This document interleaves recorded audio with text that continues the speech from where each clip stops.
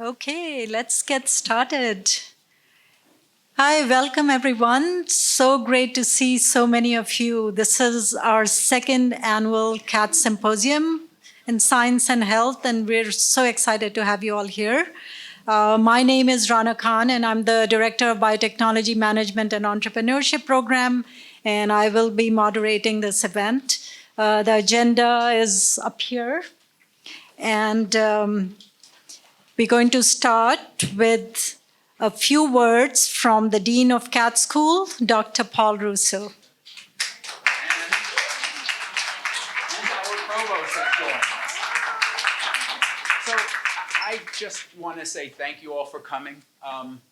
It's a wonderful event. When you look at the work and you look at the depth of the science and the application of the technology and the commitment to people having good lives with our clinical work, it kind of warms your heart, right?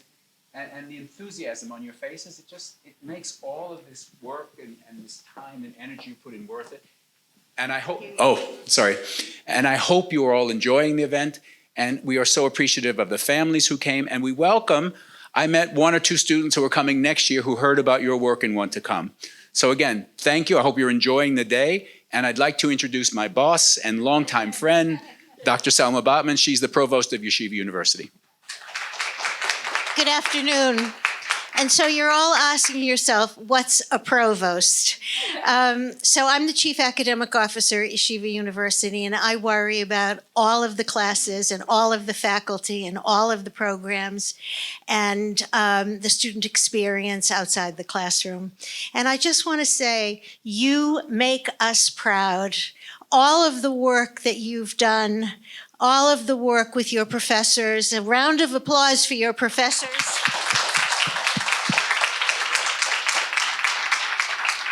And I hope the families who are here today share in the joy and the pride that we take in the students. I just want to say one more word. 5 or 6 years ago, Dean Paul Russo and I were on our way to creating a school of professional studies that would have a variety of different programs. And then our new president came on board, Rabbi Dr. Ari Berman, and he said, what you really want to do is create an excellent school of science and health. And so the dean and his team set about to create a wonderful school that has developed a reputation in America and across the world. And it's because of the professors and because of the students and the work that you all do. So we are delighted to have the CAT School of Science and Health, and we're so happy that you're part of it. Enjoy. Thank you.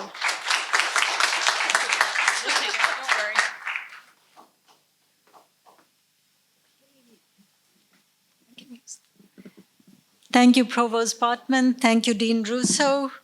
And at this time, I would like to introduce the scientific committee. And, it included me, Dr. Barrera from the Speech Language Pathology Program, Sofia Benores, and Dr. Amia.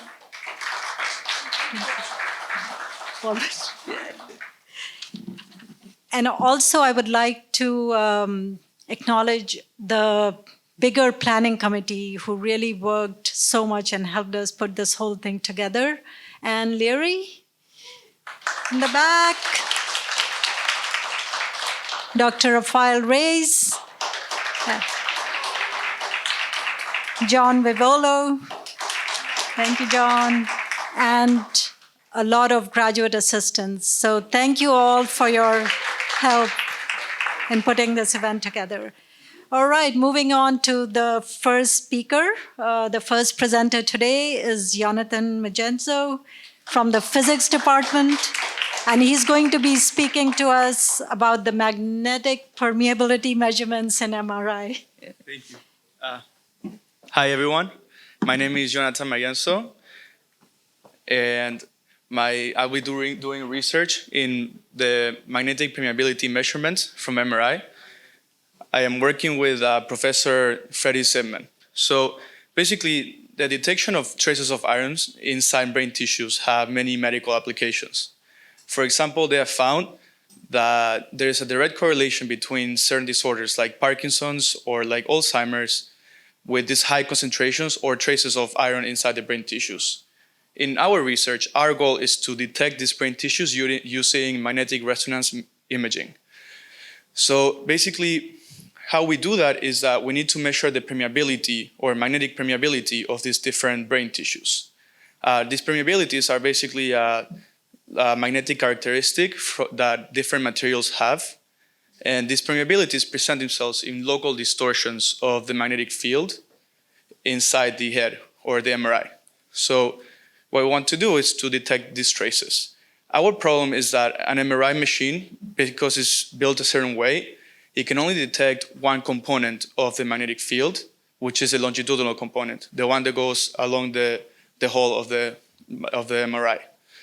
And in order to measure the permeabilities, we need to measure all the components. So we developed an algorithm that can measure the permeabilities and can solve the problem. Well, I'll explain to you.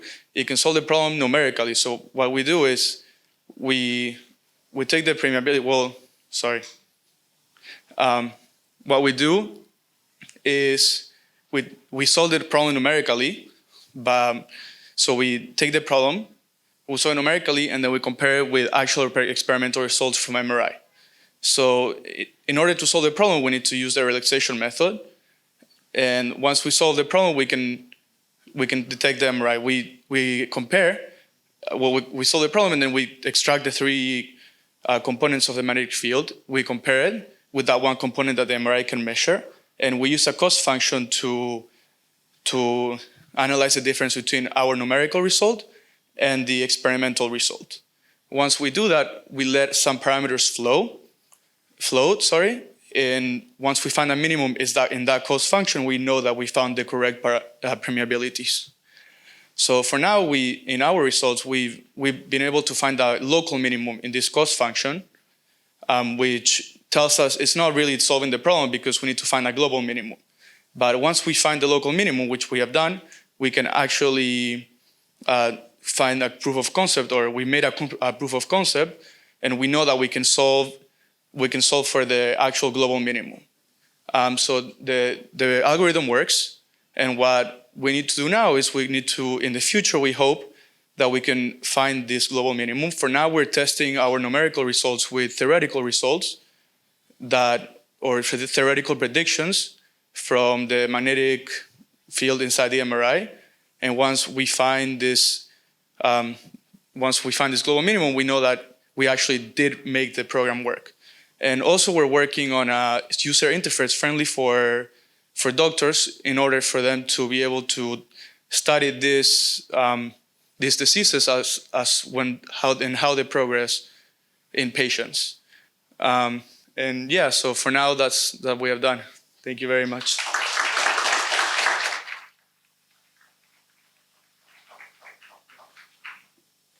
So next up is Avi Skidelsky from MS in Data Analytics and Visualization. Oh, and lessons learned from the COVID-19 paycheck protection programs.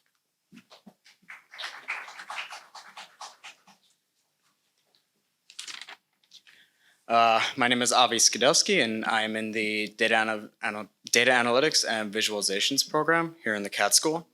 My project is on how we can better design government assistance programs going forward based on lessons learned and shortcomings during the Paycheck Protection Program during the pandemic. So when the pandemic began, Small Business Administration started the Paycheck Protection Program, commonly referred to as PPP, which gave low-interest loans to small businesses in order to supplement their income, which would have gone toward paycheck in order to preserve millions of American jobs. And now that the program is winding down, there is an unprecedented amount of loan forgiveness being applied for, amounting in hundreds of billions of dollars, and already 85% of that money has been approved to be forgiven. So I wanted to see if we could better target borrowers who would be paying back their loans, if not in full, in most up to a higher percentage than full forgiveness. And I would And I used machine learning methods like clustering methods and classification methods to try and see if I could do this. So after classifying every single loan as either high, medium, or low risk, I discovered that 91% of all loans fell into the medium risk category, which meaning that any algorithm I used was no more accurate than just assigning a loan the value of medium risk. So instead of that, I decided to analyze the 9% of loans that fell into the low risk category. And I discovered that a significant amount of the industries that represented themselves in the low risk categories were transportation and warehousing, and an industry which had very little representation in the low risk category was healthcare industry. And when you think about it, that really makes a lot of sense, because with people staying home, not going to stores, everyone was shopping online. Warehousing and transportation needed to be moving better than ever. Warehouses needed to be constantly stocked, trucks moving on the road constantly, as opposed to healthcare, which was extremely overburdened between short staffing, PPE requests, COVID tests, COVID vaccines, and unfortunately hospitalizations. A lesson learned through this is that going forward, the next time government assistance programs happen, which from time to time they do, the attention should be focused towards industries that need it the most, as opposed to anyone at large. The issuing bodies should take a step back and analyze. So in this case, during the pandemic, the industry that was hit the most was the healthcare industry. But if you go to other events like Katrina, which had a similar program, the industry that was affected the most was the Red Cross. And another effect of taking a step back and sort of easing back on the urgency is that we can detect a lot more fraud that occurred during the program. There was a large amount of fraud in the program. It's been in the press for years now as the program is closing. And by taking a step back, the government and whoever else is issuing these assistance, loans, and grants can better analyze different applications and give stronger regulation to third-party lenders.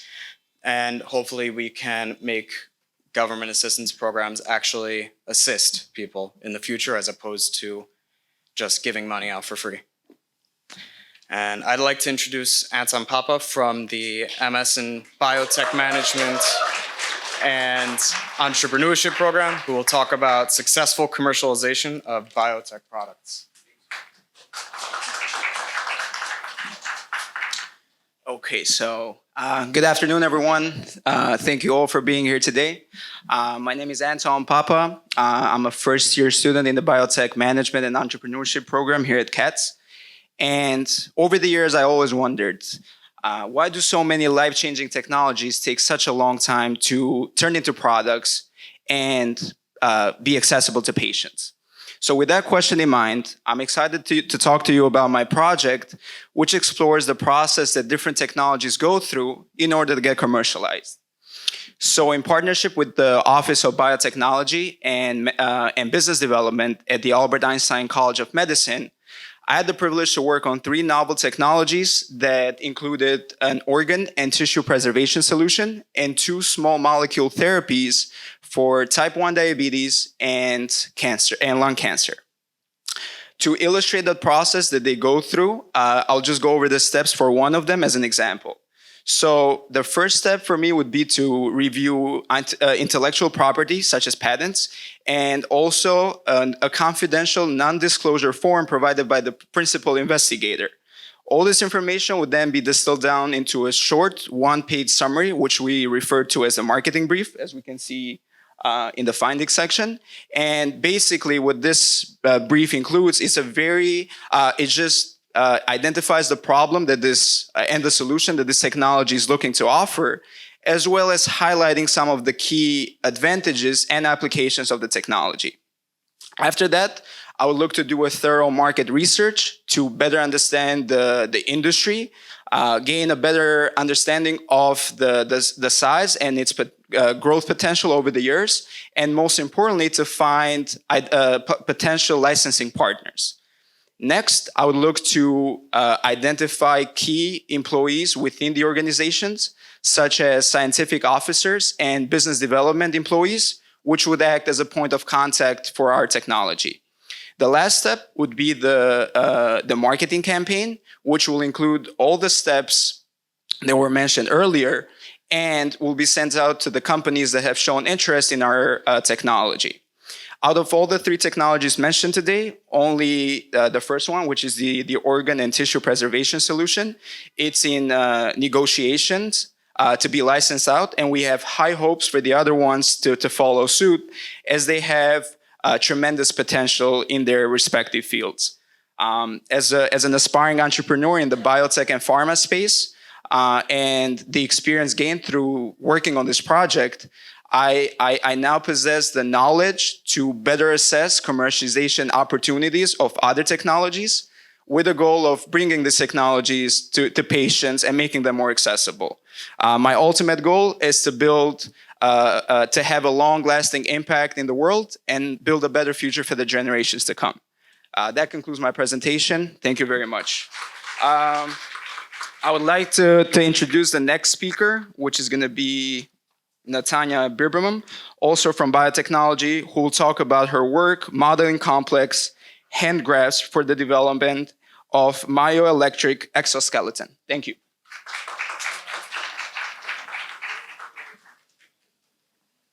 All right, hi everyone. My name is Natanya Birnbaum, and I'm a second-year student in the biotech program at the CAT School. So I've been working on an exoskeleton, a prototype proof of concept kind of thing, that can be used to rehabilitate stroke survivors and help them regain motor function in their arms and hands. This technology can be used to augment traditional physiotherapy and occupational therapy, focusing primarily on regaining dexterity in the hands, which has been sort of under not as focused on in the stroke rehab space. So often stroke survivors retain the ability, like their nerves can still send weak signals through their muscles, even if they can't actually move their hands. So this project uses surface electromyography, or SEMG, to detect those signals through the skin and use them to power and move an exoskeleton. This project is still in its early stages, so it's mostly data collection at this point to help build the predictive model. So we collected signal data from different muscle groups on the arm and used those to measure how the different muscles contribute to forming different simple hand positions, which we called movement primitives, and how those primitives in turn contribute to making more complex grasps and gestures.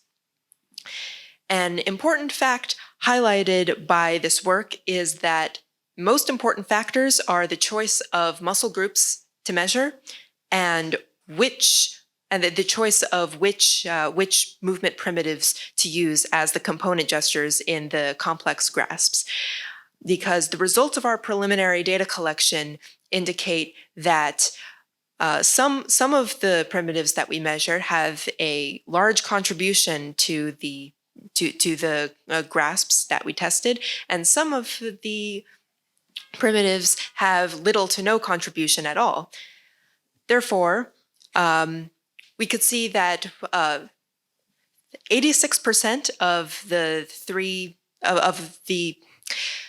86% of the grasp activity is accounted for by 3 of the grasps, which shows that those 3 primitives are most activated by the muscles that we measured.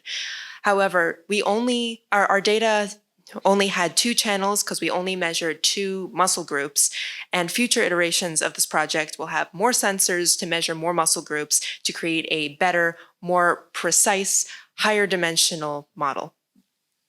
Eventually, we aim to get to a place where this model can accurately predict and identify which grasp the user is attempting to make based on the relative activation of different muscles in the forearm.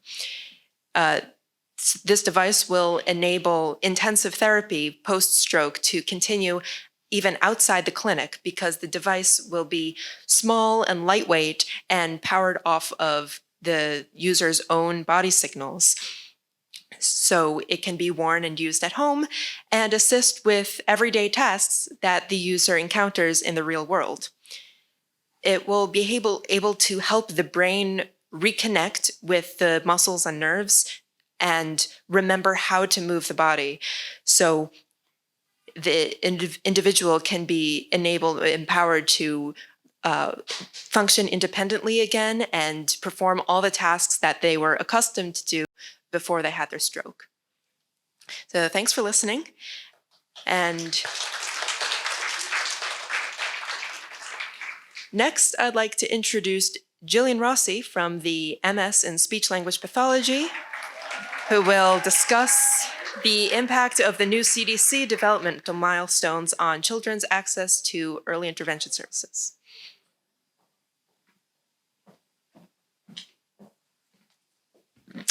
Okay, so in February of 2022, the Center for Disease Control decided to change the developmental milestones for the 0 to 3 age population, which we professionally refer to as the early intervention population.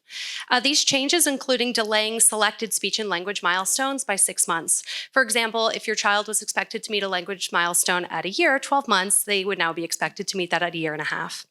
So these changes resulted from a literature review performed by subject matter experts at the American Academy of Pediatrics. No empirical data was collected to support these changes, and interestingly enough, none of these subject matter experts were speech-language pathologists, who are experts in this field because they are professionals who use these milestones as a guideline every day to help children to help these children see if they identify or qualify for early intervention services. So these changes yield a range of ramifications for young children and their families. Communication and language delays are often the first developmental delays identified, and if not addressed in a timely manner, can negatively impact a child's learning, communication abilities, behavioral, social, and reading abilities. So the greatest area of impact that we're looking at here is if there's a reduction in timely referral for service, this could lead to a reduction in school readiness. So the aim of the study was to look at two different things. I wanted to determine the percentage of children who were being denied or delayed qualification of these services, and I wanted to determine the length of time that they're being denied or delayed these services. Is it 3 months, 6 months, a year? So I surveyed 63 speech-language pathologists, and I asked them to consider an early intervention case where a child was just missing or just meeting their milestones, and I wanted them to see where they qualified for services on the old milestones and the new milestones list. And the results were pretty significant. So there was one positive outcome from the new revision of milestones. They added a milestone at the 15th month mark and the 30-month mark, which actually increased qualification for those children by 30%. But the negative outcomes showed that a significant number of children qualified for these services later. And of those children who qualified later, more than 50% qualified 3 to 6 months later than they would have originally. So I also asked some open-ended questions on my survey. I wanted to know how many parents were aware of these changes, and only a quarter of the parents reported that they were aware of these changes in developmental milestones. So in conclusion, we now have created data because this is a new change that happened recently. This is kind of a pilot study. This is the first research of its kind to really come out and say, hey, we now have data on these numbers. We know that these change in milestones are hurtful, so we want to present this information at ASHA, which is the American Speech and Hearing Association, to bring forth some evidence and use this to advocate for these students, these young children, and say, hey, you know, we really need to change these milestones back, but also let's make another change. Let's completely revise these milestones, go back to the old milestones, but revise and add that 15th month mark and add that 30-month mark because that really helped children qualify. In addition to this, we noticed that the biggest change in milestones came at the 9 and 12-month mark because the verbiage was really vague. So we really want to change the ambiguity of that and kind of change how this subjective interpretation by caregivers and healthcare providers can be taken away. And the way we can do that is by making the milestones a little bit more specific. So we can categorize them into expressive and receptive language milestones. And we can also pose milestones as a question that can be answered in a measurable way. So for example, instead of just saying your child says mama, dada, you can say, does your child say mama, dada? Never, sometimes, most of the time, or all of the time. So in future study, I would really like to take some time to look at that 24 to 36 month population to hone in on how many children are actually being denied qualification altogether and increase the sample size of the study, which would increase the validity of the study. It has been an honor to conduct this research on behalf of the early intervention population, on behalf of the speech pathology program here at the CAT School. And I just want to thank all of my advisors, and I look forward to continuing future research on this topic. And speaking next is Julie Gergova from the Occupational Therapy Doctorate, and she'll discuss the impact of fathers' self-perception on the ways they play with their sons. Thank you.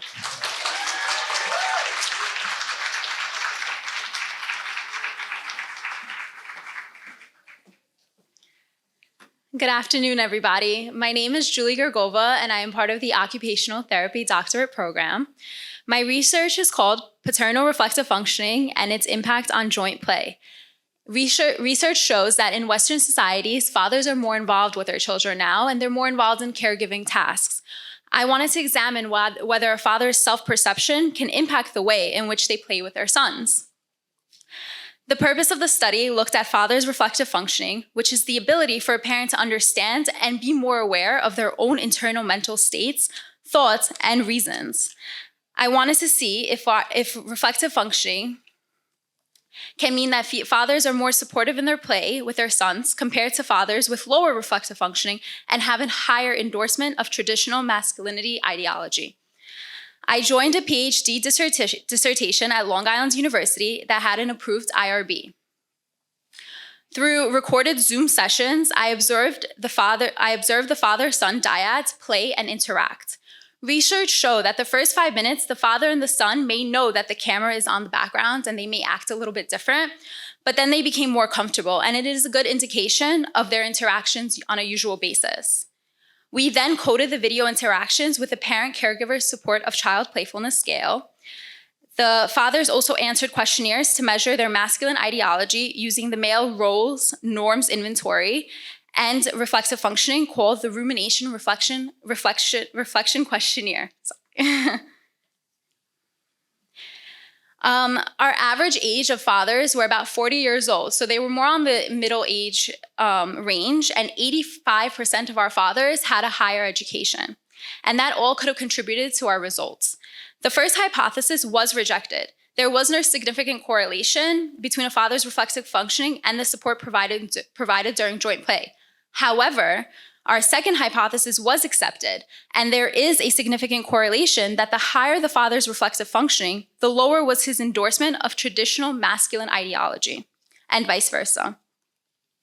Occupational therapists and other child practitioners can use these findings on parental behaviors to gather information on the clients and their daily routines, activities, challenges, or barriers that they face to develop client-centered interventions. Communication patterns and support systems can help the OT understand the clients and the other pediatric practitioners and their caregiver. It can assist in developing a plan of care and develop interventions that adhere to the family dynamic while also improving communication skills within the family. Thank you for listening. The next, our final speaker today is Miriam Graham, also from the Occupational Therapy Doctorate Program, speaking on her development of a picture book that Jewish parents can use to help their children achieve key developmental milestones.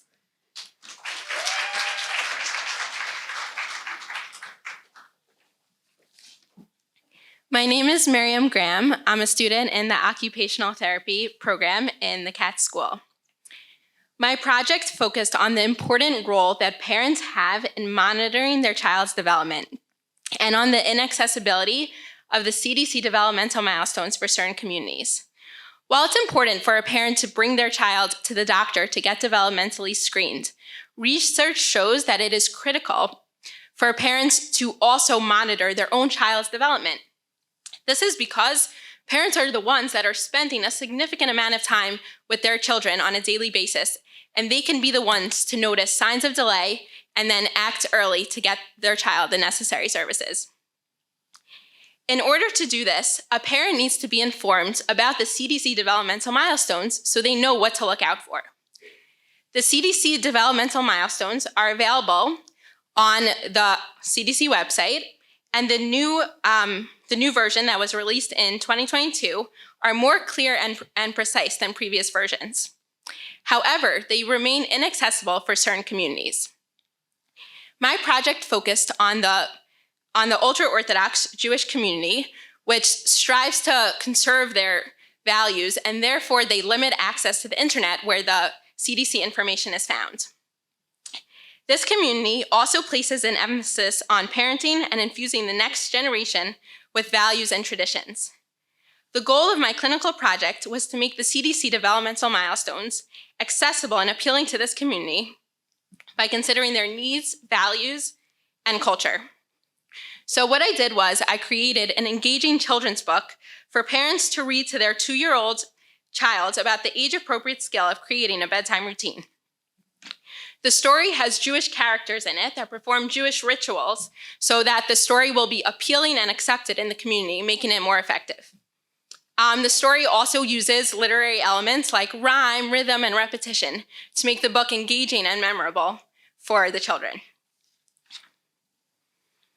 So what's unique about this book is it's not just a storybook for parents to read to their child, but when the characters perform an action that aligns with the CDC developmental milestones, there's a star on the top of the page that explains what the milestones are and various strategies for parents to use to help their child achieve the milestones.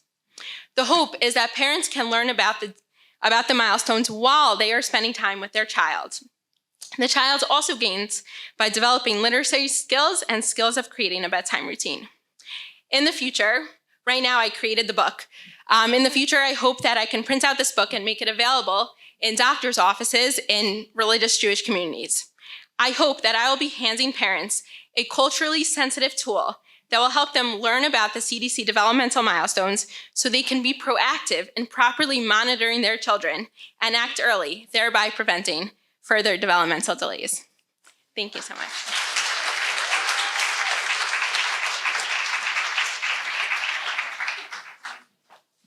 Guys, thank you so much. That concludes our 7 presenters, and these were representative of all the different programs that have posters today, but there are 20 amazing posters in this room. I hope you've looked at them and you'll have time after to go back and look again and ask questions to the folks. But before we go to the next part, could all our poster presenters come on up?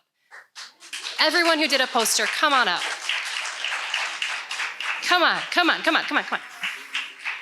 First of all, you have all done an incredible job. We'd just like to recognize you. Rana has a nice bag of gifts for you.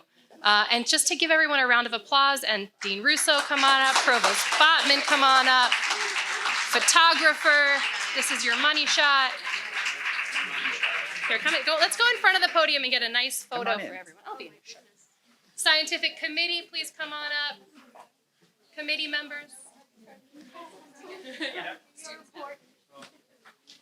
You've all done a phenomenal job. Thank you guys so much.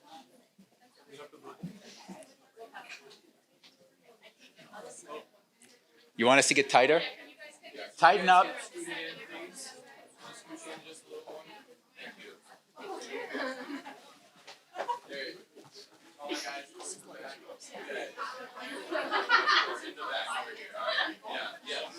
Why are you taller?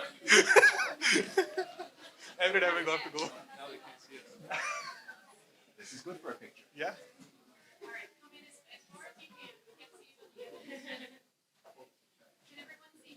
Yeah.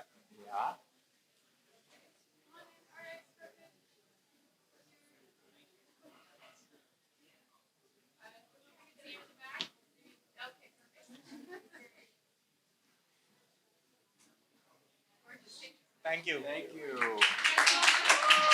So I have a request. I meant to ask everyone for a favor. So every student, you have an email from us asking you, how was the last few years? How did we do? Did we get you what you expected?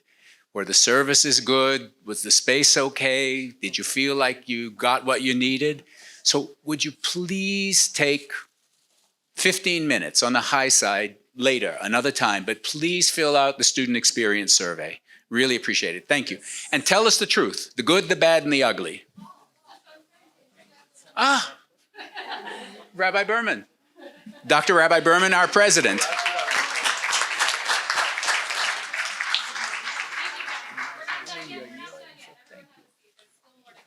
You want me to say? I would love you to speak.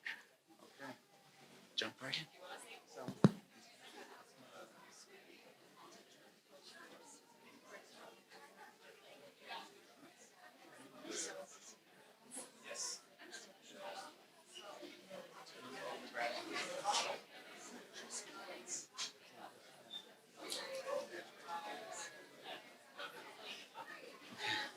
Thank you so much, Paul.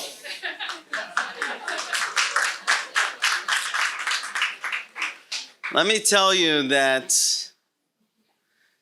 I am proud of every single student at Yeshiva University. I am here and we are here because we believe in every single one of you. We believe that God has given each individual a holiness and a sanctity, and everyone has a mission and a destiny. And it's our purpose to help you find your purpose. While I am equally proud of every single student, there's a special place in my heart for the students at the Cat School.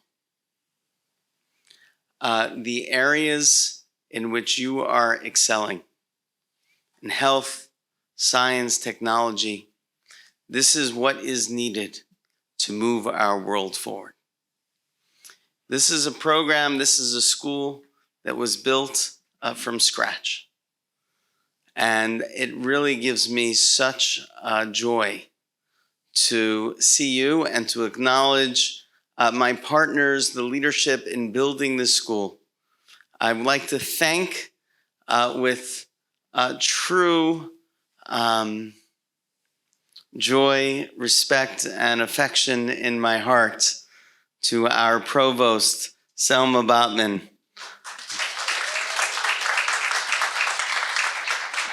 This is truly your labor and your product. I told them it was your idea.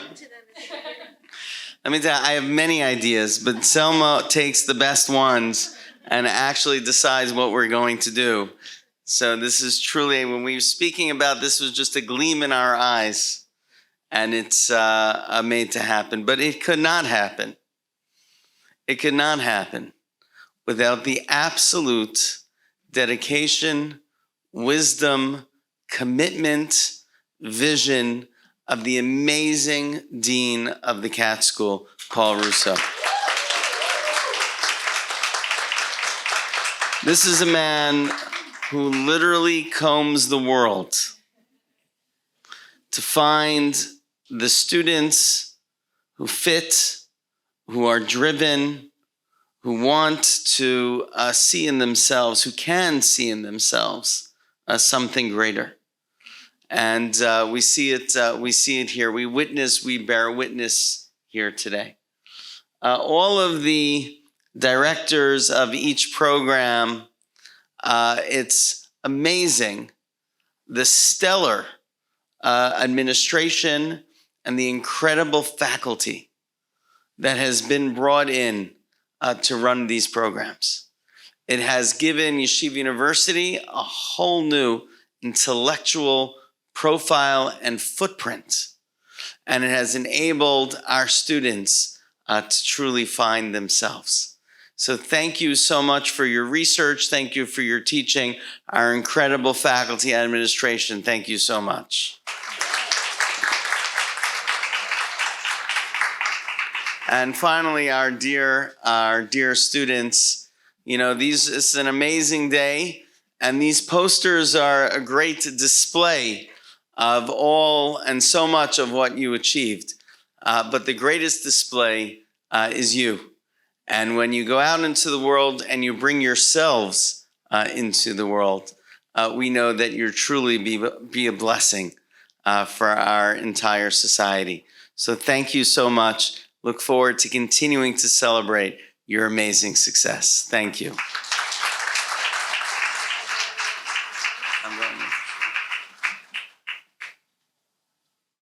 Good afternoon, everyone. My name is Dr. Waldman Levy. I'm the Director of Scholarship and Research from the Occupational Therapy Doctorate Program. Okay, so this afternoon, we would like first to acknowledge all of the student researchers for their commitment to education, collegiality, and academic spirit. All of today's presenters participated in a series of school-wide workshops in preparation for the symposium, which included a comprehensive interprofessional learning experience in research and scholarship. The scholarship witnessed today is an outcome of their extensive in-class and outside of classroom learning experiences, as well as the mentorship they received from their faculty advisor. We are so proud to showcase all your work.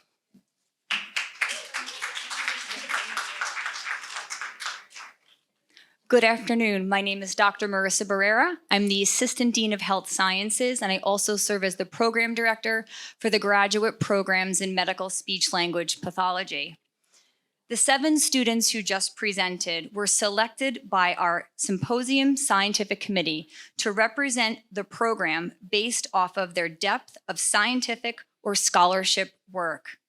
The committee would like to further acknowledge 3 presenters for their outstanding scholarship and demonstration in the areas of STEM, health sciences, and overall impact. Today's award for outstanding scholarship in STEM goes to Natania Birnbaum. Natania. Thank you.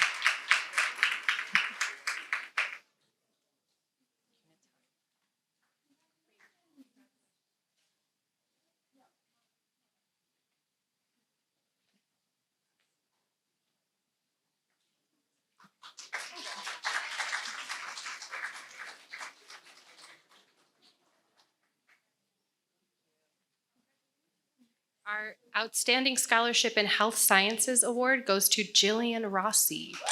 Is Jillian around? Oh. Come on down, Jillian.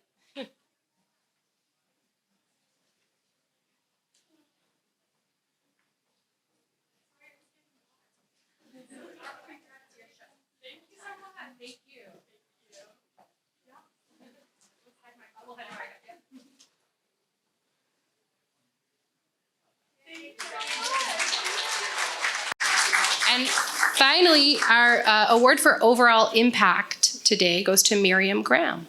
Come on up, Miriam.